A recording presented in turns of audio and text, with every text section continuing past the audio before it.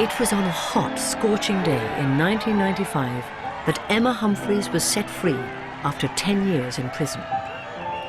She was originally convicted at age 17 for the murder of her violent boyfriend, Trevor Armitage. Emma was cleared on appeal, testing the legal grounds for provocation.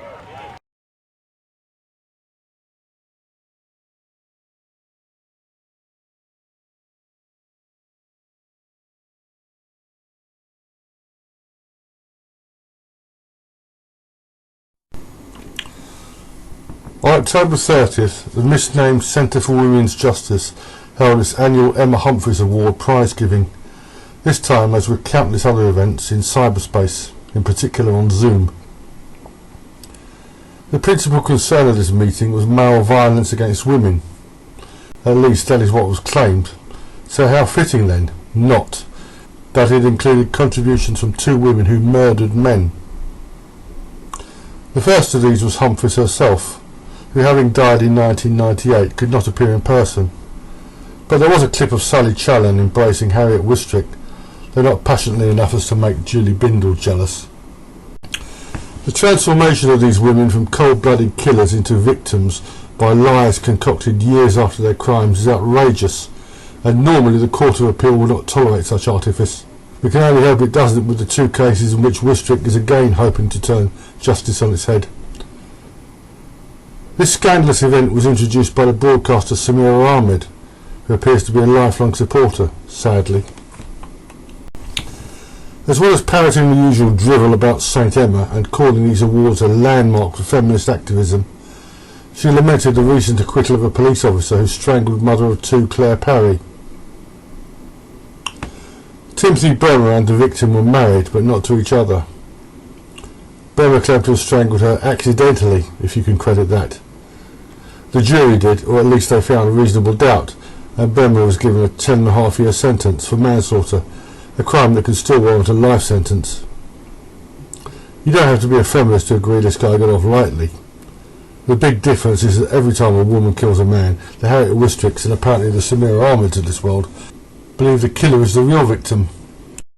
The really curious thing about Wistrick is that in this broadcast she appeared to have two black eyes, which raises an amusing possibility, or perhaps it was just a trick of the light. As well as giving the impression that the Centre for Women's Justice and the Humphreys Awards were two different organisations, she came out with the usual drivel about her. She was pimped, forced to engage in child porn and raped. The reality is that Humphreys became a prostitute before she met Trevor Armitage. The child porn claim is dubious, and the rape claims, several of them, are at best unproven.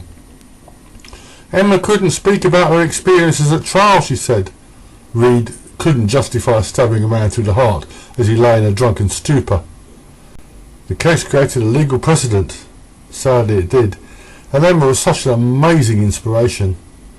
Juvenile delinquent, prostitute, drug addict, false rape accuser, murderess.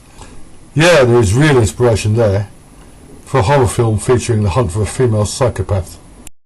Viewers were shown footage of previous winners, including the first winner, former prostitute Fiona Broadfoot, who doesn't call herself that, but she does have quite a victim narrative.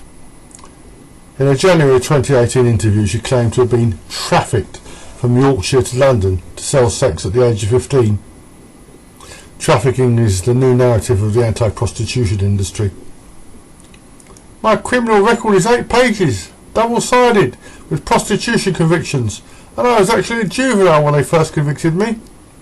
If an underage girl is convicted of anything of that nature, the authorities will generally go the extra mile to help her.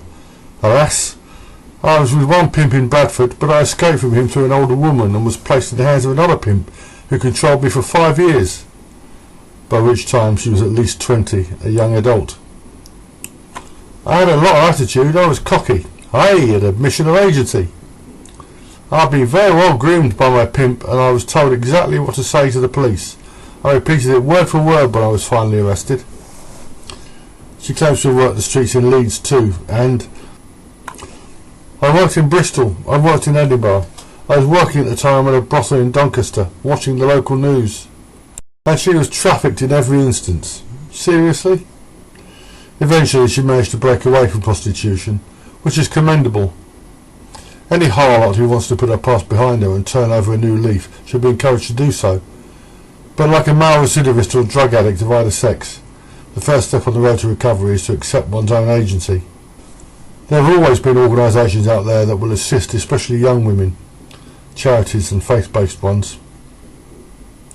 Not every woman who won an award at this sham ceremony was unworthy of one. The 2006 winner was a campaigner against female genital mutilation. Sophie Campbell was perhaps the woman least likely to. She was educated at a public school, which for American viewers means a private school. Her book is said to shine a light on women in the criminal justice system. It should be pointed out that Sophie Campbell is not to be confused with Sophie Campbell, formerly Ross Campbell. But what was she in prison for? Would you believe inflicting grievous bodily harm on a police officer? Violence against women? Poor Sophie wasn't able to show her face, probably because Sophie Campbell isn't her real name. But she does believe in the gender pay gap, talks of gendered education, and believes women are treated unfairly by the criminal justice system. In other words, she has swallowed the feminist Kool-Aid. Women's prisons are far easier than men's prisons, as anyone who's seen the inside of both will attest. The most pathetic person present was Emily Hunt. In May 2015 she went to the Town Hall Hotel in the East End of London with Christopher Killick. She claimed and still claims to have woken up naked in bed with no memory of how she got there. The Town Hall Hotel is a very classy establishment. Currently it is offering rooms for over £100 per night, so the idea that she could have been drugged and transported there without her knowledge is far-fetched indeed. According to the London Times of January the 18th this year, CCTV showed Emily Hunt to have been sexually tactile with a man in the lobby of the hotel, although she was barely able to stand up. Alcohol has this effect on people, more so on women than on men. One thing that can and does happen is that a heavy drinking session can inhibit the transition from short-term memory into long-term memory. A woman can appear aware of what she is doing, even totally sober, then wake up the next morning and not remember a thing. Sometimes heavy drinking can lead to flashbacks or fragmented memories. A woman may not remember having consented to sex or even having sex. The best evidence indicates this is what happened to Emily Hunt, yet she insisted she was drugged and raped. Christopher Killick was never charged with rape, although he was charged with voyeurism for filming her naked while she was asleep. He can be forgiven for this because although she is no longer young, Emily Hunt is still a very attractive woman, as can be seen from this photograph. 20 years from now, when she isn't so attractive, she may well feel flattered that Killick admired her sleeping form so much that he filmed it. She claims still to be suffering from post-traumatic stress disorder.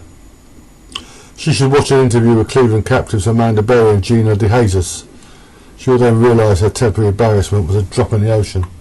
The final word of the evening belongs to Julie Bindel. "We don't believe boys are born bad," she says.